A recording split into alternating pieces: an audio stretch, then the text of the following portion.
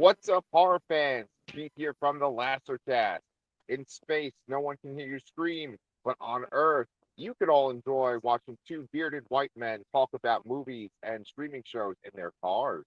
There's my co-host over there, Danny Torkel, Dr. Zayas God. We talk about horror, by the way. I should probably specify that. And today, to be specific, we are talking about the final episode, season one, Alien Earth. Danny, what are you doing in your car, man? Well, very simply, my wife is still asleep, and I usually record in the bedroom. So uh, I told it was either sit in my living room where I don't really have a good area to record, or just go downstairs and hang out outside. The weather's actually very nice this morning. It's like a nice 70 degrees out, with like a nice morning chill. Feels like a nice autumn morning. Nice, man.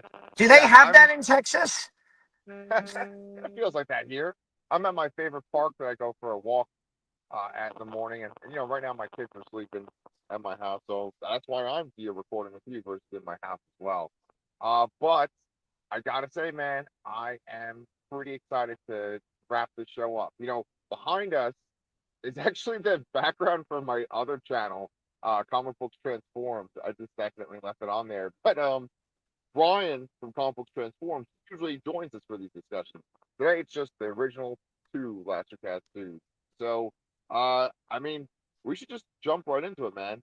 Like, you should just tell me kind of what was your overall thoughts on this last episode, the finale of Alien Earth.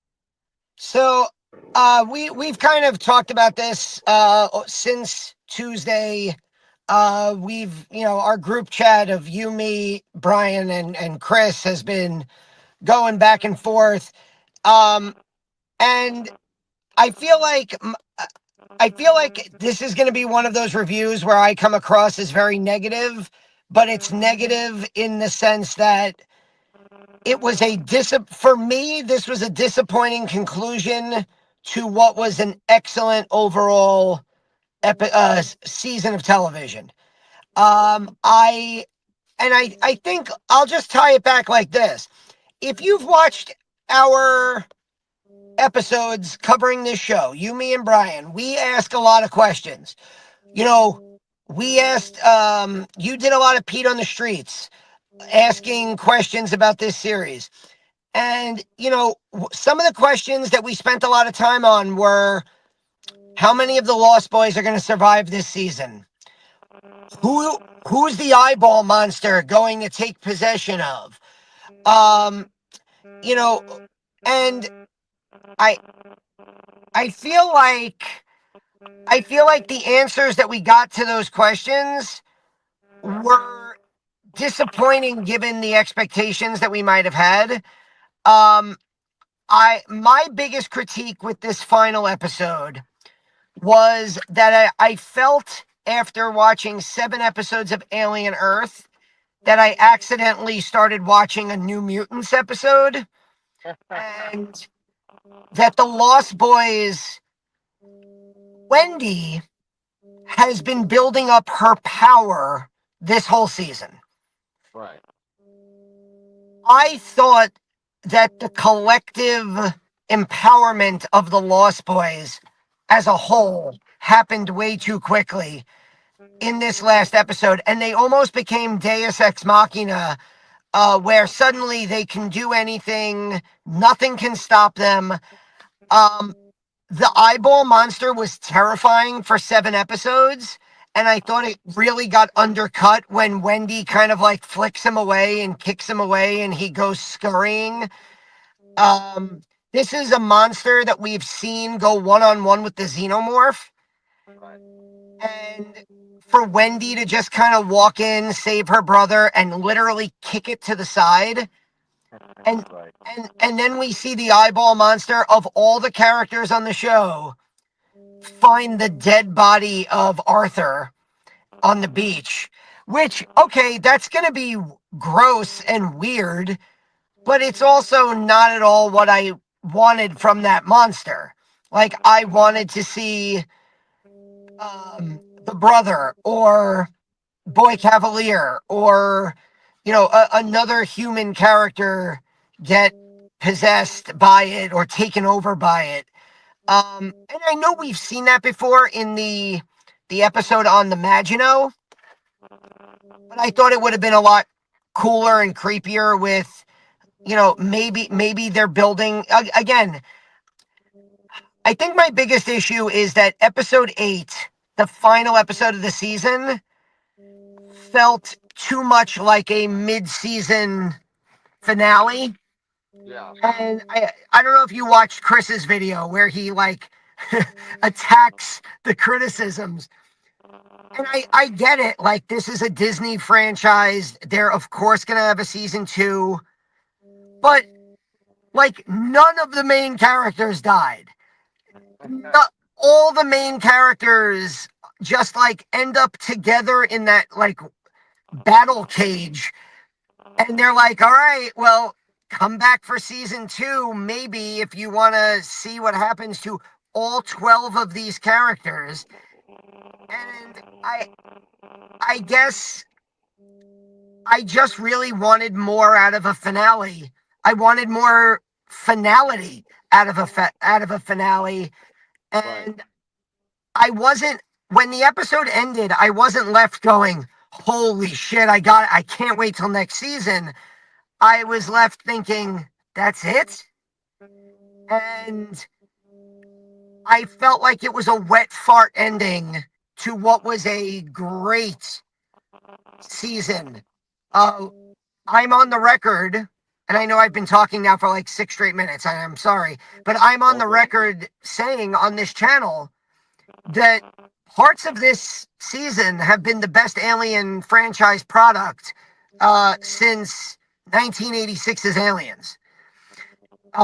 Episodes of this show I thought were incredible, and I love the acting. I loved parts of this finale. I love the fight between Kirsch and Morrow, where you start like he starts to bleed the white blood out of his mouth, and you're like, oh my god, like he really is just like Ash and Bishop. I loved a lot of the character beats. I loved the xenomorph stuff. I just kind of was left, feeling like, oh, that's really the end. Okay. And knowing the way streaming works, I fear that we're not going to see more Alien Earth for until 2020, maybe the summer of 2027. And that's a long ass time. Yeah. Yeah. No, I get what you're saying, man. I get what you're saying. Like you mentioned how I do the feet on the street questions, right? Like a couple times a week, and they're all regarding the show. First off, I'm a little nervous, but I'm like, okay, what the fuck am I gonna talk about now that the show's over? But besides that, I I get a lot of responses. There's a lot of people that answer questions about the show, and I take that as a good sign, because it's like, okay, people want to chime in. They're interested in the show. They're excited about this show. Every so often in the comments, I will get someone that say something like very negative about Alien. I saw someone that said like, "Oh, show's trash. A bunch of disappointing episodes leading up to a horrible finale." That's like one of the posts I saw. Um, and I saw a couple other things. Someone said that like Disney doesn't know how to handle the licensed properties that they've bought. So I mean, there are critics out there. One of them, like Brian Keene, for instance, one of my writing heroes, is like pretty well-known horror writer. He said he posted this thing on like I don't know Instagram or whatever, where he's talking about how every episode he'd be kind of like, yeah, that's not for me, and he just like was like that for the whole season apparently. So there are people that didn't get into this show, and you can like what you like, but for me, I thought like what I would want out of an alien story, this show provided. And what it didn't do was just basically set up gory kills. Like I think that somewhere in this franchise, people came to the conclusion of like, well, we have to have like really disturbing gory kills. And there's nothing wrong with that, right? There's nothing wrong with disturbing gory kills, right? But it's like, is that the whole fucking reason why we have this franchise that has like how many movies at this point, and now it has a TV show? Is it just so that we can watch people get slaughtered by the xenomorph? Because the xenomorph isn't scary at this point. Like a xenomorph is in like little kids comics and cartoons, like parodied on kids cartoons and stuff. Like it's something that we all know about, we've all seen. So it's not like this inherently scary thing. What this show did was it just introduced all these different elements, and it introduced like memorable characters that we know their names. Like you can say Mar, you can say Curse, you can say Boy Cavalier. I know exactly who you're talking about. Even like ancillary characters like Arthur, that might be a character where I wouldn't remember his name necessarily, but then he has this episode where he really shines, and you really get invested in him, and you feel horrible when he dies. They're not just canon. So like to just kind of bring it back to your point of the finale being a wet fart, like you said. uh I also felt disappointed by the finale, but it's mainly because a lot of the finale is people just kind of sitting around waiting for something to happen or talking about something to happen, and it kind of mirrors us in the audience. We're like sitting around waiting for something to happen, and in the end, there's all the characters just sitting around waiting for what's going to happen next, just like us waiting for season 2. Yeah, it really does feel like that, where they like literally put all the characters into this like prison cage. It Right. reminded me of like the thing that they put the Hulk in like the Avengers, and I'm Right, like, right. I'm like, oh, so they're all still there. Um, Boy Cavalier. Another thing that irked me about this episode was Boy Cavalier is, for as arrogant as he is as a Yeah. character, like he's a genius. And I felt that he was made to look really stupid in this Yeah. last episode. Yeah. Like, I feel like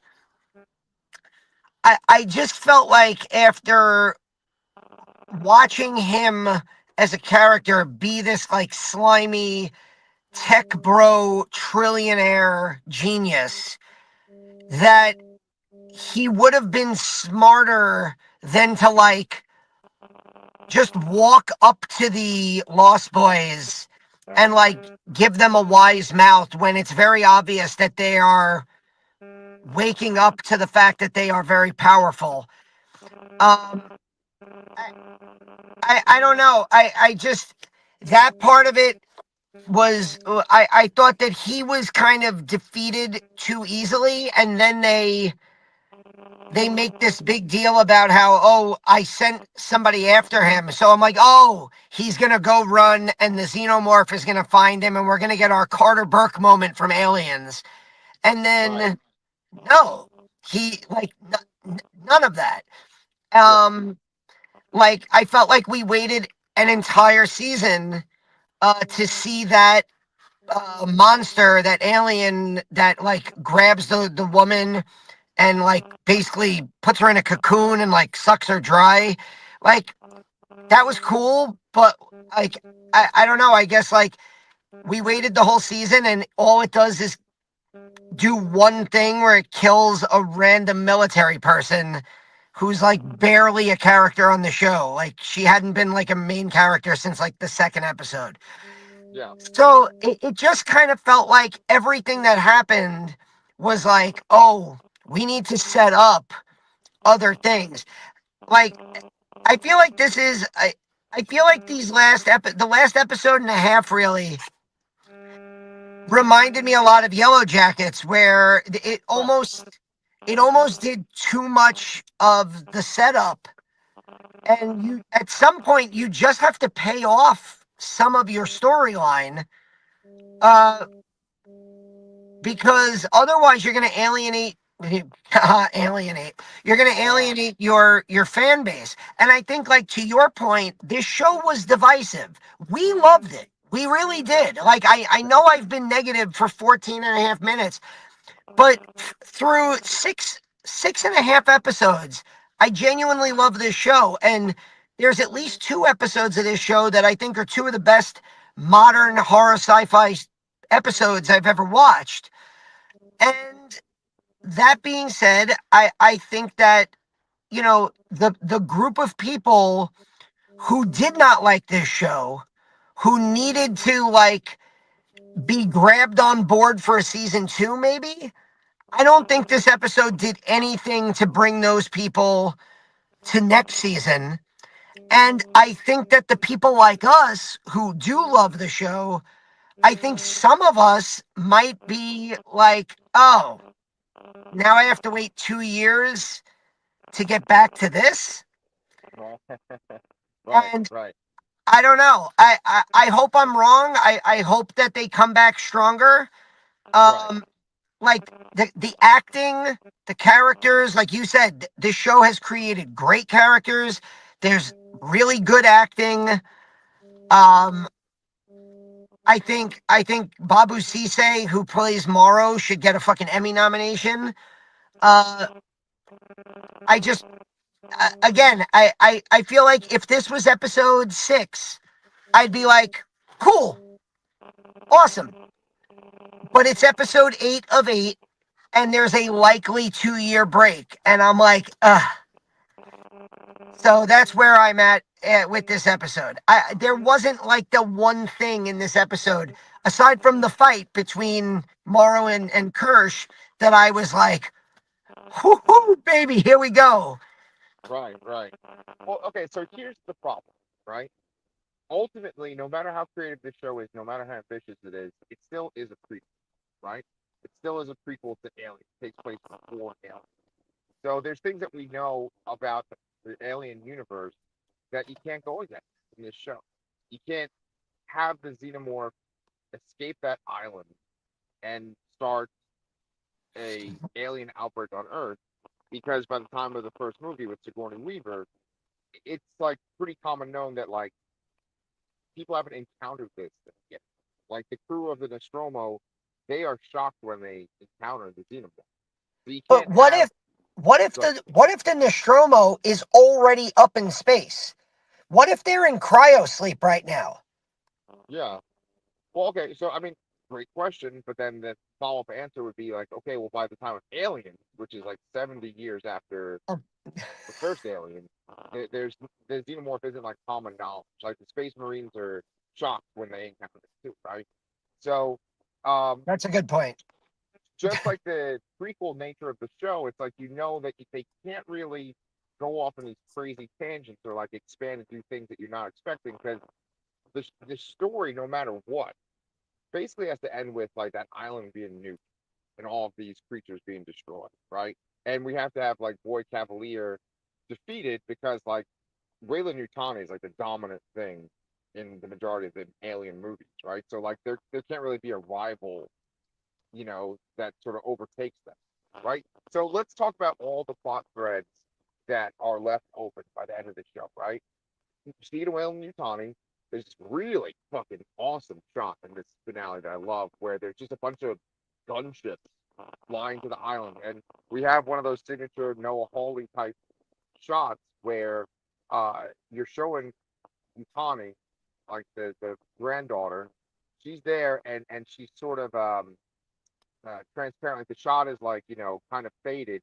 You see her, and then you see these gunships. And that's probably my favorite shot in the whole fucking episode. Of that. So we got them approaching the island. You have the eyeball monster, which a lot of people in the comments called Eileen. She's in Arthur's body now, waking up on the shore of the island. You have the Lost Boy kids. They've just captured like everyone, and you don't really know what's going to happen next. There's two xenomorphs that are on the outside of that cave, ready to slaughter everybody. And they're basically waiting for Wendy to give the go to go do that. So, like, the next season could start with those people being slaughtered, especially if some of those people like leave in real life to go on to another show. They're toast, right? Their characters are toast. But it's a situation where it's like, well, how the hell do they even get out of it, right? Because Weyland Yutani can't get the xenomorph, right? So it's not like if they get on that island and they invade, you could have like a season where it's just all on that island, and it's Weyland Yutani people trying to get the xenomorph, and the xenomorph is killing people. I think for 8 episodes though, that would get kind of dull. What do Well, you think? Let's do some fantasy booking. I so it's funny because one thing that you just mentioned that um I'm thinking about a lot is the prequel trappings, because you know Chris made a point in his video. Yeah. Like one of the criticisms is like, I want more stuff in outer space. Well, the show's called Alien Earth. Right. Well, the Earth is a very big place, and Right. Neverland is not a very big island. So, like, I got a taste of Alien Earth in episodes 1 and 2 when the Maginot crashes into the city and they're excavating the ship in a building in the middle of the city. Right.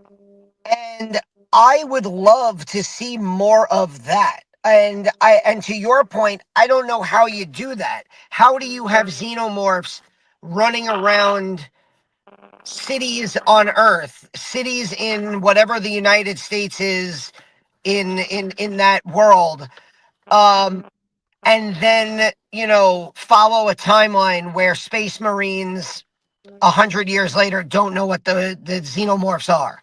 Right. So it's a very tricky situation, but I would love them to get off the island. I think the this is a weird comparison, but I think that one of the reasons I loved Evil Dead Rise is because it took a franchise that is so connected with one setting and it completely subverted that. It said, this is the cabin in the woods genre. Now it's in an apartment building. And that really set that movie apart. And it's one of the reasons I loved Evil Dead Rise was because of how unique it felt. Yes, it did a lot of the Evil Dead stuff, but it did it in a totally different setting. And it made me like, it made it stand out. And Alien is, of course, an outer space franchise. So I feel like when you take that and you put it on Earth and Right. we got a whole season on the island. Now let's do a season.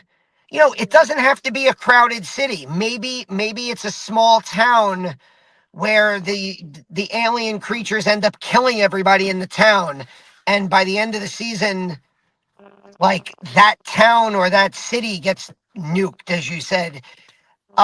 I would like to see something like that. I think that could be an interesting setup. I made the point a couple episodes ago. I don't love the xenomorph running around in the wilderness. I feel like while I'm advocating for a change of setting, the Right. claustrophobia of the xenomorph and the Alien movies and the Alien franchise, I think is its greatest strength. Right. And so I think you can take it off the island and put it back into a location on Earth that gets that claustrophobia back and also just expands the world a little bit. Um, Right. yeah. I think eight more episodes on the island. Maybe Utani episode 1 raids the compound, captures all the creatures, and we take it back to her like probably $1 billion skyrise, and we do season 2 in the Utani building. I can Right. deal with something like that. That would be very interesting to me. Yeah, and that's probably what they're gonna do, right? They're probably gonna introduce a bunch of new characters, and we'll see some crossover with the other characters. I think if we're talking about like the direction the story's going, the Lost Boys are like really arrogant by the end of the first season. They're sitting there like, oh, look how badass we are. And it goes back to what you were saying before of like Wendy being like so overpowered. Like there's things that happen in this episode where I was saying to myself, I mean, that's just like way too easy. It like When she she perceives turned off Lobot, right. That's the perfect example. It's the perfect example. You know, like I didn't understand what was going on at first when I was watching a few of the scenes in the show because like the elevator shuts down with the Marines on it, and then it says it's going to self destruct, which is kind of funny that an elevator itself could just blow up, right? It could self destruct. And I'm like, what the fuck is going on? And then you realize that Wendy's controlling it, and she's able to control like everything in this facility, just like mentally at this point. It's not even that she just like touch a screen to control things. So she has control of the xenomorph, and then she has control of all technology that is connected to Prodigy, Ori Cavalier. So that's like a super powerful person. With that being said, she shows it. Like she's like, oh, we're in charge now. Look how much of a failure you are, Boy Cavalier. And this is a flaw in your personality. And I want to talk about that scene too, because it's a really important scene. But what it makes me think is that with her being so powerful, with them being so confident, season two would have to be them sort of getting brought back to reality. Like there'd have to be this sort of like humbling moment, season two, in the beginning of season two. And I think that that humbling moment would probably be that they're responsible for the xenomorph attacking another population of people and another innocent people being slaughtered.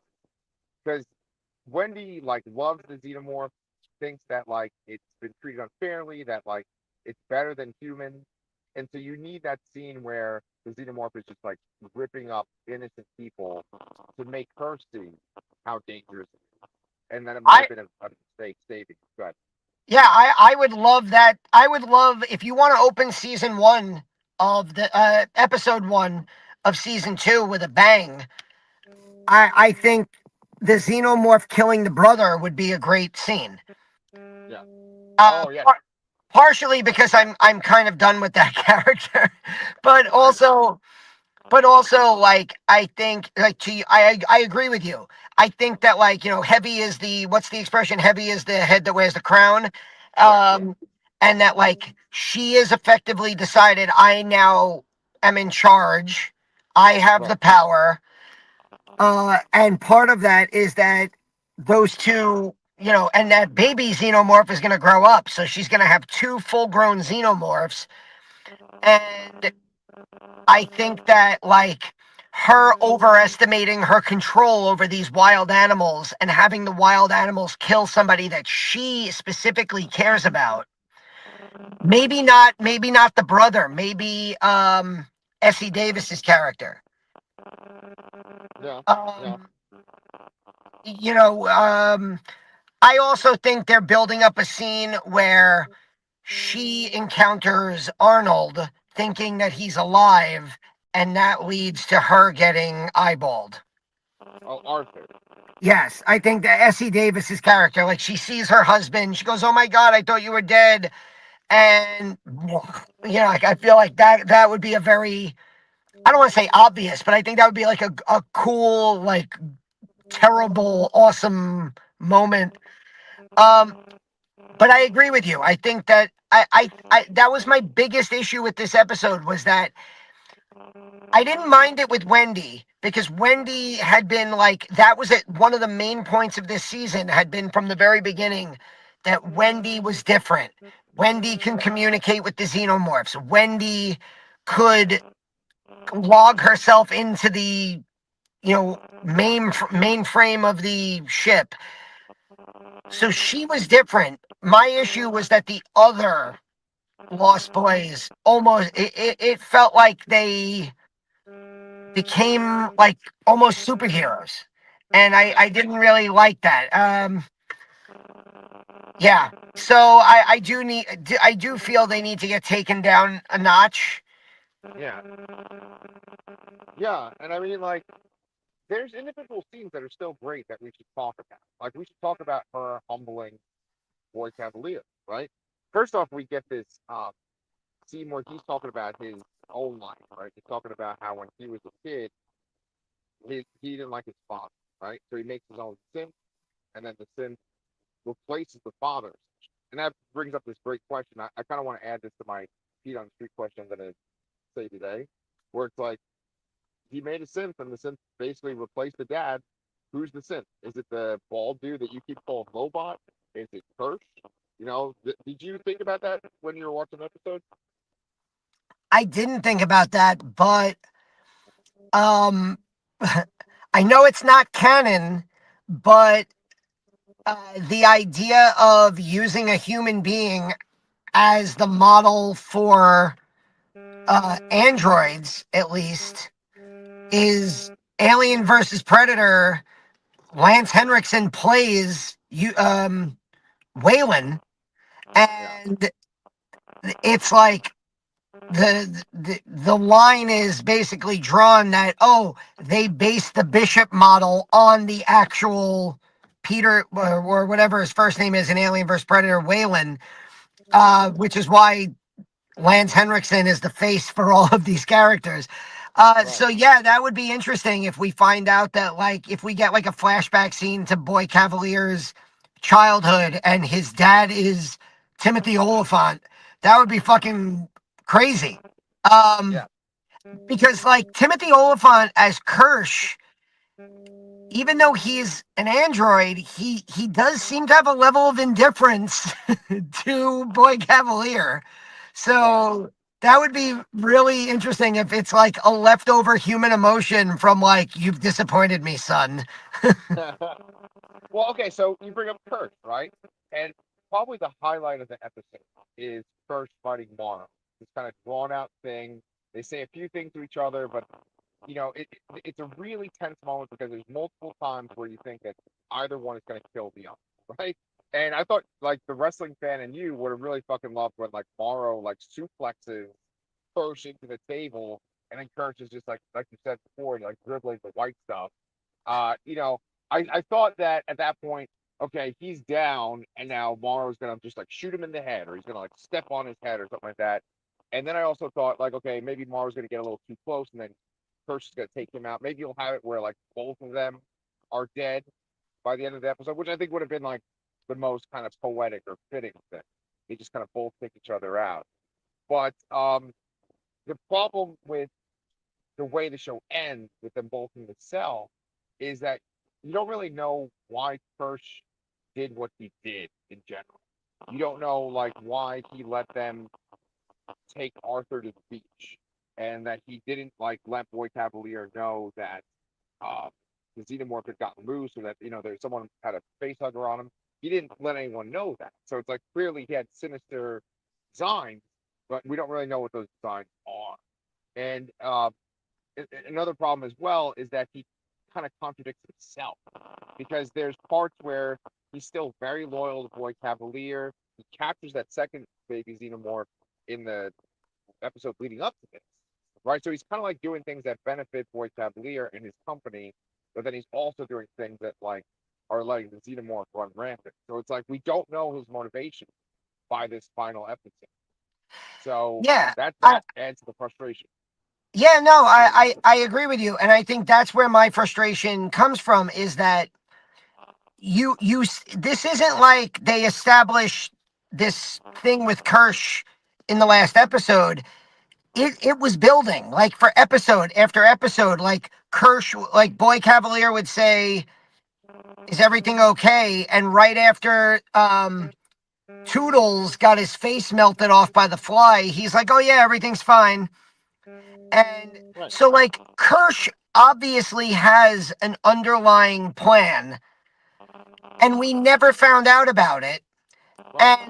And now this is going to be one of those things where, in the new world of streaming, 2 years from now, you and I are going to be like, what the fuck happened at the end of season one? Shit, do we Yeah. have to go back and watch like the whole season?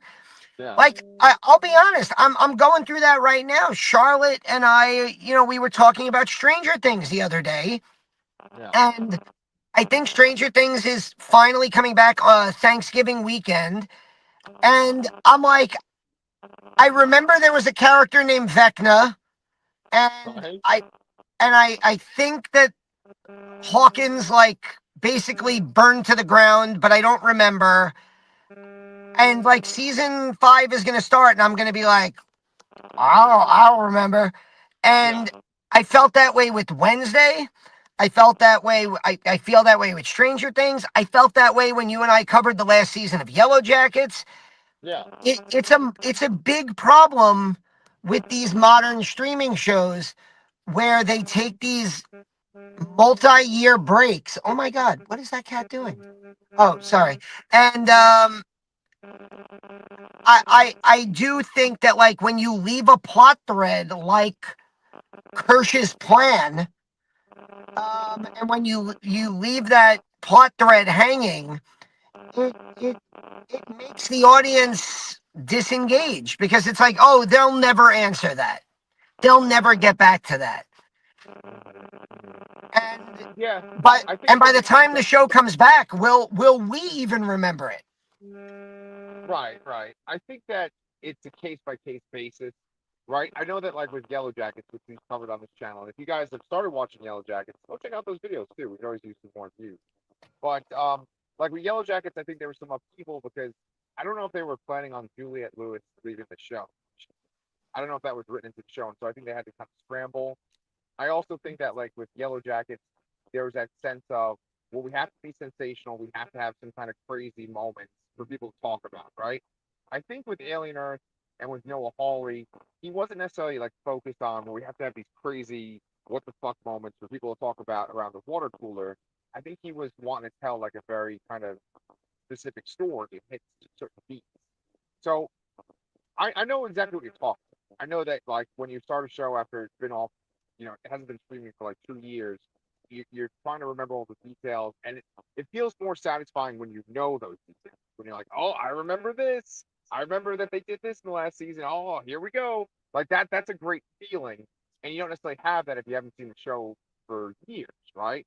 But my answer to that is, if something is really well made, it kind of doesn't matter if you don't remember all the details. You just kind of get brought back into it. You're like, oh yeah, this is good. I remember this. Like, my other channel, Comic Books Transform, we talk about comics are blind. You guys check that out as well. We're always plugging shit here, but like, there's times when I don't read a comic for years just because like they're expensive and I don't have money. And I'll get like a trade from the library, and when I'm reading it, I'm like, what the fuck is going on here?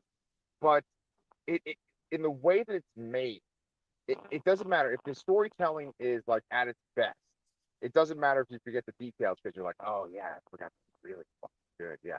So I think that that's what will happen when the show comes back, just because I really believe in Noah Hawley and I think that he's just fucking excellent. Yeah. I think that like, and we should talk about this some more. The resolution with Boy Cavalier is an example of Noah Hawley's like kind of next level writing.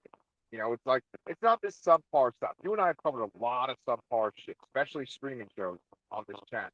And Noah Hawley stuff is not subpar. It's like it's well written, well thought out.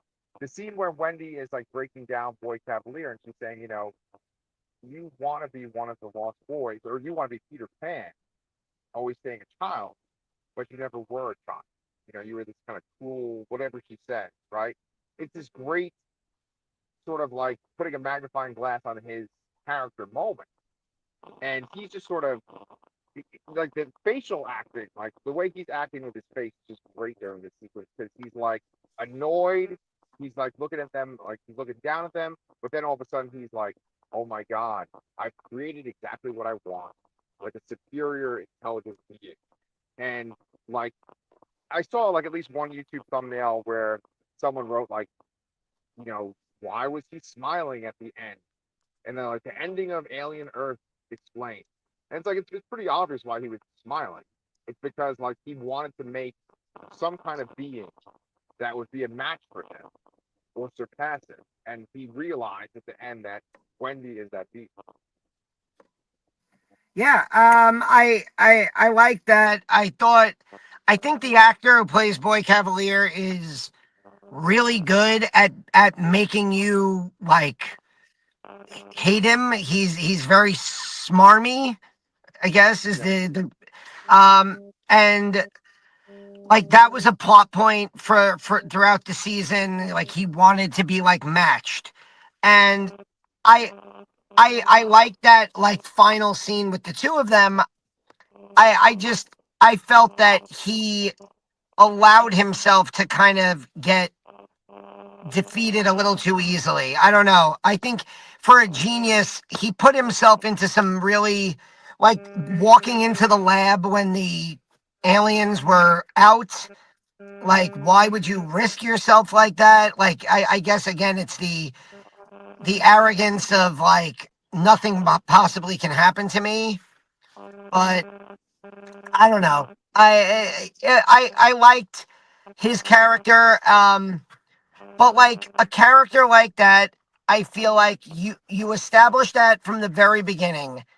That when you have a character like that on a show like this, the payoff eventually is their death. Right. And I think I don't know where this episode ended. I don't necessarily see where there's a need for Boy Cavalier going forward. Like to me, like Wendy asserted her like superiority over him. He met his match. He gets defeated.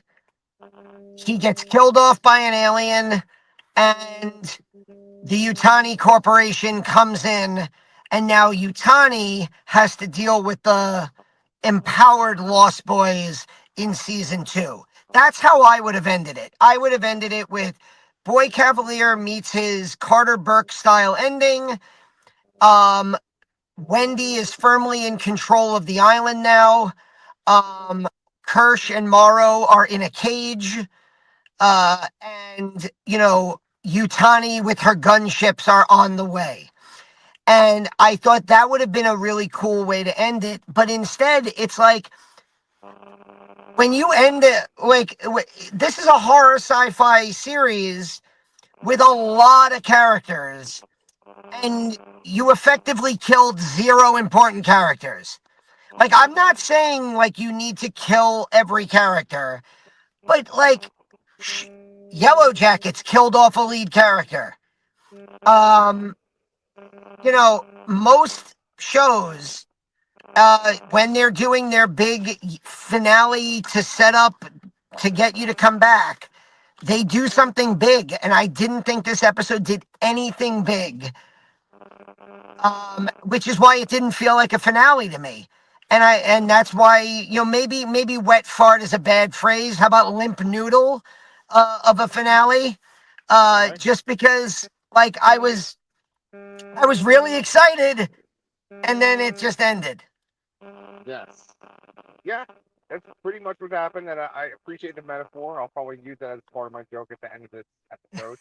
But yeah, I know what you're saying, and you're saying like, well, what the heck could happen with Boy Cavalier in season 2? I think that what would happen is he would become obsessed with Wendy, and he would be doing what he could to like protect her, but not in like a noble way. It'd be more like a controlling way, where he now sees how valuable she is, and that's his focus, is like protecting her, and maybe he'll die like trying to protect her, but not because it's like he's the hero. It's just that like he thinks that she's the superior being that he's becoming, you know. And I was kind of bothered by this scene that you were talking about that you mentioned a bunch of times, which is like all the main characters in this cage, right? At some point, I don't know, maybe 10, no, more than 10 years ago at this point, uh, they had a whole bunch of shows where there would be like a Last Supper motif. They did it with like Battlestar Galactica, where there was like an image, and I'm talking about like for the advertising. There's like an image of all the characters, and like the Cylons are on one side and the humans are on the other. For Lost, they had a Last Supper motif where it's all these characters sitting at a table, like Locke there and stuff, and you know, there's this, it's just this promotional image where you see all the characters of the shows that like, this is the cast, these are the characters that you love. They're all here on display. They're set up like the Last Supper. So there's like meaning to it. I felt like this last shot, this last scene was like something like that, where they're like, look, they're all here and they're all displayed in different ways. Like Boy Cavalier is all tied up, and Kirsch is laying down like with his back broken, with stuff dripping out of his mouth, and Morrow is just beaten to a pulp, and he's sitting there. They're all on display, and it's kind of like, look, here's all the adults. And I know that the message they're trying to convey is like, these were all the adults that thought they knew what they were controlling. They thought they were superior to either the Lost Boys or the Xenomorph, and now here they are, the Lost Boys and the Xenomorph, like as their captors, right? So, like, it works. It's just like a little too on the nose, and it feels like this thing that's like set up to be a shock versus like this natural thing where it's like I don't want to say it's like it feels like realistic, because it's such a kind of contrived sci-fi genre show and stuff, but it feels like a little too set up for it to be like, oh, this is what would have naturally happened. It would have naturally happened that they would have gotten every character, all the characters are alive, and they're all in this cell. It's like too contrived. You know what I'm Yeah. saying? No, I agree. I think I genuinely was very perplexed watching this last episode, and I had a great sense of like, wow, that's really it. Like at the end, and again, and I'll keep coming back to saying this. There's if you were we're having a very specific conversation about the finale of season one. If I were at a bar today and somebody saw a commercial and was like, "Oh hey, how was that Alien Earth show?" I'd be like, "Oh, it was really good." I was like, "Yeah, it's Right. definitely worth watching." Like, probably 8 out of 10 for the whole season. Some really great episodes. Uh, I wouldn't jump to, oh, forget it. Don't even watch it. The finale, you know, they all end up in a cage. Like I'm not gonna forget how great of a season it was. How great I thought I think it was episode 5, which is like the Maginot flashback episode. Um, I'm not gonna forget how great that episode was and how much I enjoyed watching this and how much I enjoyed talking about it with you and Brian. Um, I just and look, maybe in 2020, late 2026, early 2027, when this show comes back, season 2 will be so good that I'll retroactively think about this as a mid-season finale, and it's set up all these cool things that happened. I hope that's the case. I don't know. But overall, I would probably give this last episode to me was just a mid 5.5 out of 10, whereas the whole show, all 8 episodes combined, despite the ending, I would still probably give close to an 8 out of 10. Yeah, yeah. That ranking, that's pretty accurate. I think I might agree with that too. Um, I don't know. I maybe even give it an 8.5 because I was very excited to watch it. I'd come home after working my 2 jobs and I'd put it on at night. Bring it on. Give me that Strange Brew opening sequence where they always show the xenomorph and stuff and they do the classic alien credits. Give me that. And then end the show with some sort of like late 90s, early 2000s new metal banger. Like, give us that, right? And Yeah, they did that with this show. I think they ended with Pearl Jam too, with this one. I think so. I Yeah, I just really love this show. In the hands of any other creator, this show could have been like very predictable, very generic. You could have had characters that they didn't care about that were just cannon fodder. But I would say that pretty much every single character, like Dame, right? Like Essie Davis' character, like she's interesting, but I wouldn't say that like I would get excited when I would see her on screen. Uh, I wouldn't really be excited by the Lost Boy. I can't remember her name, but like she's the one that was basically wanting to be Boy Cavalier's favorite. Like Yeah, I wasn't excited to see Curly. She her. was Curly, I think. Curly, yeah, yeah. So like, but even with those characters, there's still enough interesting stuff connected to them and to the characters they interact with. Where I'm like, okay, yeah, yeah, I'm into the scene. But like with another showrunner, you just would have had characters where you didn't care about like their plot lines, and then you're like, okay, cool, like I'm okay with them getting killed. With this, there was legitimate characters where I'm like, okay, if they died, that would be disappointing because I'm invested. So and they're all live for the season 2, so we can enjoy them next season as well. Danny, I think you kind of brought this to a good close with what you just said with your ranking and everything like that. That's my little tap on the shoulder, in our you know, review lovemaking. You're like, okay, I'm finished. It's like time to wrap it up.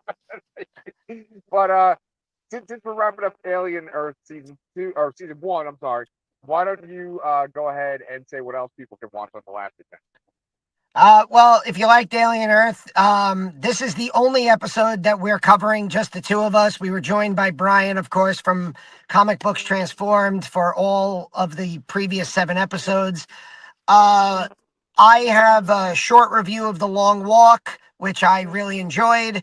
I have a 20-minute plus Q&A interview with director Alexandre Philippe that I recorded after the documentary Chain Reactions, a new Texas Chainsaw documentary. And in terms of what is coming up, October is a crazy month always for me.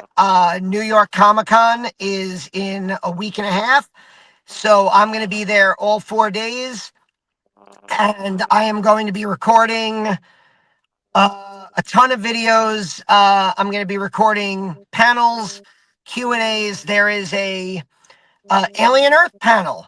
And Noah Hawley and many of the cast members are supposed to be there. So I will try to be in that panel, record that panel. Sigourney Weaver is there, and there is a main stage Alien reunion panel that I don't know if I'm going to make it to. But there's also another show that we love and cover on this channel is Interview with the Vampire. And there is an Anne Rice Immortal Universe panel at Comic-Con coming up that I'm going to try to get into as well. Hopefully we get a preview of the new season of Interview with a Vampire, which appears to be the Vampire Lestat. And I can't wait for that. And yeah, probably a preview of Talamasca as well. So I have a ton of stuff coming up. And then right after Comic-Con is over, 4 days later, the Brooklyn Horror Film Festival starts. I have 4 tickets to movies for the Brooklyn Horror Film Festival. There's another round of Brooklyn trivia, final exam trivia that's going to be taking place in Brooklyn that I can't wait for. So yeah, it's a big month, and there's going to be a ton of stuff up on the Lacercast this month from Comic-Con, from the Brooklyn Horror Film Festival, etc. Nice, man, nice. Yeah. You know, this month Danny's talking about is October. It's leading up to Halloween. So people always call it spooky season. We've done things on the Lacercast in the past to kind of like build up to Halloween. Honestly, guys, you know, it's been fantastic covering this show because we have something every week to talk about. It's just built in, right? Now we're going to be thinking, okay, well, what do we cover? Do we cover this movie? Is there another show we can cover? If you guys have suggestions, please leave it in the comments. Like, if you have something you want to talk about, we'll gladly check it out. Talk about it. So let us know in the comments. At the time of this recording, it's the day before my birthday. This is going to drop on my birthday. And so what I'd like to say to you guys is, if you've made it all the way to this point in the video, thank you so much. And if you want to share a little bit of love, you can subscribe to this channel. You can subscribe to my other 2 channels, Comic Books Transformed and Aether and ATX. You can always give a video a like. We are very grateful for the people that take the time to watch our videos. So thank you so much. And we promise that we will never let your noodle go limp. So make sure you're around for our next installment, and we'll see you guys real soon.